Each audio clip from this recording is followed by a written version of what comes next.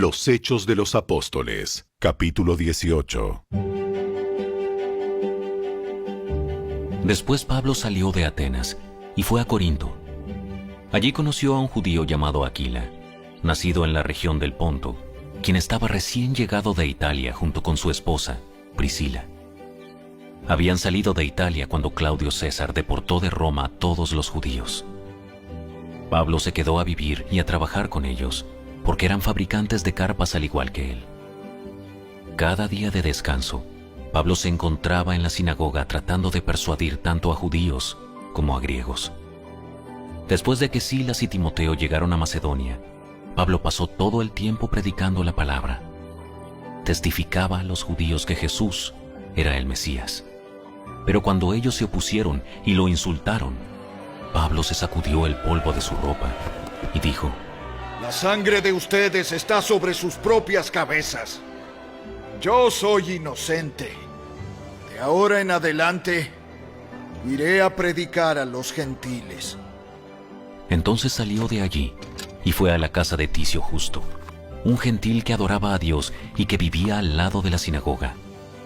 Crispo, el líder de la sinagoga, y todos los de su casa creyeron en el Señor. Muchos otros en Corinto también escucharon a Pablo, se convirtieron en creyentes y fueron bautizados. Una noche, el Señor le habló a Pablo en una visión y le dijo: No tengas miedo, habla con libertad, no te quedes callado, pues yo estoy contigo y nadie te atacará ni te hará daño, porque mucha gente de esta ciudad me pertenece. Así que Pablo se quedó allí 1 año y medio enseñando la palabra de Dios. Cuando Galión llegó a ser gobernador de Acaya, unos judíos se levantaron contra Pablo y lo llevaron ante el gobernador para juzgarlo. Acusaron a Pablo de persuadir a la gente a adorar a Dios en formas contrarias a nuestra ley. Pero justo cuando Pablo comenzó a defenderse, Galión se dirigió a los acusadores de Pablo y dijo: Escuchen, ustedes judíos. Si aquí hubiera alguna fechoría o un delito grave, yo tendría una razón para aceptar el caso. Pero dado que es solo un asunto de palabras y nombres y de su ley judía, resuélvanlo ustedes mismos. Me niego a juzgar tales asuntos. Así que los expulsó de la corte. Entonces la multitud agarró a Sóstenes, el líder de la sinagoga, y lo golpeó allí mismo en la corte. Pero Galión no le dio a eso ninguna importancia. Después Pablo se quedó en Corinto un tiempo más. Luego se despidió de los hermanos y fue a Cencrea, que quedaba cerca. Allí se rapó la cabeza según la costumbre judía en señal de haber cumplido un voto. Después se embarcó hacia Siria y llevó a Priscila y a Aquila con él. Primero se detuvieron en el puerto de Éfeso, donde Pablo dejó a los demás. Mientras estuvo en Éfeso, fue a la sinagoga para razonar con los judíos. Le pidieron que se quedara más tiempo, pero él se negó. Al irse, sin embargo, dijo: Si Dios quiere, regresaré. Entonces zarpó de Éfeso. La siguiente parada fue en el puerto de Cesarea. De allí subió y visitó a la iglesia de Jerusalén y luego regresó a Antioquía. Después de pasar un tiempo en Antioquía, Pablo regresó por Galacia y Frigia, donde visitó y fortaleció a todos los creyentes. Mientras tanto, un judío llamado Apolos, un orador elocuente que conocía bien las Escrituras, llegó a Éfeso desde la ciudad de Alejandría en Egipto. Había recibido enseñanza en el camino del Señor y les enseñó a otros acerca de Jesús con espíritu entusiasta, con precisión. Sin embargo, él solo sabía acerca del bautismo de Juan. Cuando Priscila y Aquila lo escucharon predicar con valentía en la sinagoga, lo llevaron aparte y le explicaron el camino de Dios con aún más precisión. Apolos pensaba ir a Acaya y los hermanos de Éfeso lo animaron para que fuera. Les escribieron a los creyentes de Acaya para pedirles que lo recibieran.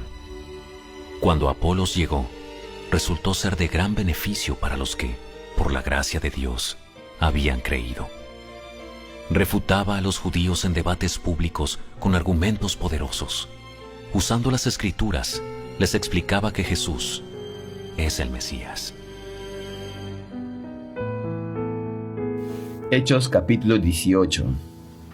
En este capítulo Pablo llega a la ciudad de Corinto y es aquí que conoce a Aquila y a su esposa Priscila. Ellos eran hacedores de tienda y la palabra en el versículo 3 registra que Pablo se quedó juntamente con ellos pues tenían el mismo oficio. Ellos trabajaban en lo mismo que Pablo, hacían tiendas. Hermanos, quiero destacar lo siguiente, que el apóstol Pablo, apóstol del Señor, a quien el mismo Jesucristo se le apareció y hablaba con él, el propio Jesús le daba instrucciones. Pablo trabajaba y era un trabajo común como cualquier otra persona. En este caso Pablo trabajaba haciendo tiendas, carpas. Hermanos, la palabra dice que el obrero es digno de su salario, refiriéndose a recibir un sustento por parte de la iglesia. Sin embargo, hay momentos donde la iglesia no puede sustentar a sus líderes, obispos o conocidos como pastores, y es ahí donde es necesario tener algún oficio para sustentarse a sí mismo y a su familia. Y el apóstol Pablo es un gran ejemplo de servicio al Señor y a la vez tener un oficio aparte para sustentarse. En la vida del apóstol Pablo no siempre fue así. Hubo momentos en los cuales había otras personas que sustentaban su ministerio y la obra de la iglesia para que él pueda dedicarse a tiempo completo al ministerio. Pero en esta ocasión, en la ciudad de Corinto, le tocó trabajar. Amados hermanos, el que tú tengas un trabajo fuera de la iglesia no significa que no puedas servir al Señor. No digas no tengo tiempo, no digas estoy cansado, no esperes un mejor momento para servir al Señor. La vida de la iglesia está en ti y debe manifestarse en todo momento, en ese trabajo en el Señor que te ha colocado. Allí vas a conocer personas que tengan problemas, necesidad, enfermedad, crisis. ¿Qué vas a hacer? ¿Llamar al pastor? ¿Llamar a tu líder de célula? ¿O es que en ese lugar vas a ser usado por el Señor? Hermano, la vida de la iglesia está en ti. Eres ministro. Es nuestra visión que edificar una iglesia de vencedores donde cada miembro es un ministro. Eres hijo, hija amada de Dios y la vida de Dios fluye en ti y vas a manifestar esa vida en ese trabajo. Amén.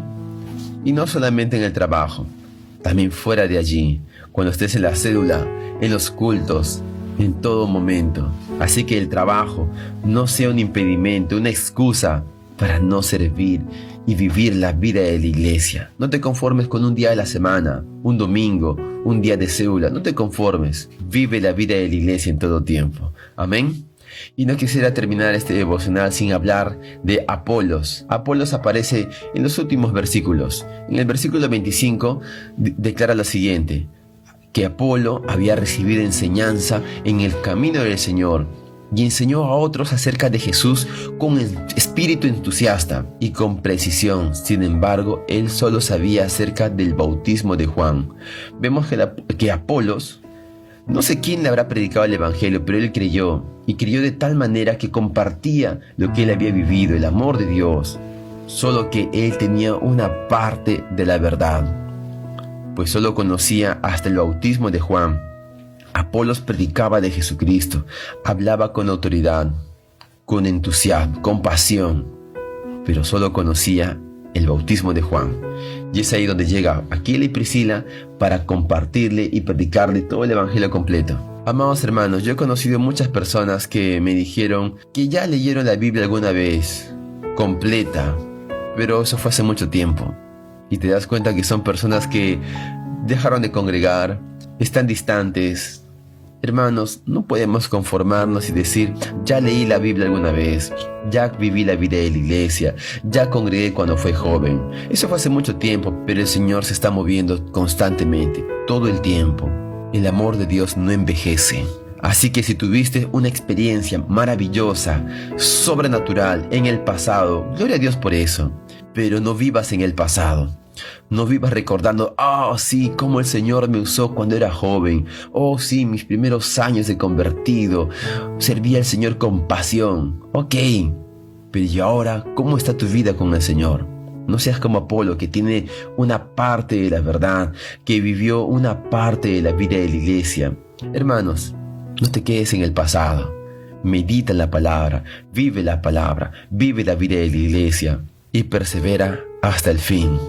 La vida de la iglesia no tiene caducidad. no tiene fecha de vencimiento. No es un curso de universidad donde termina ya graduación. La vida de la iglesia es hasta el fin. Amén. Que este devocional haya traído luz a tu vida y sea de mucha bendición.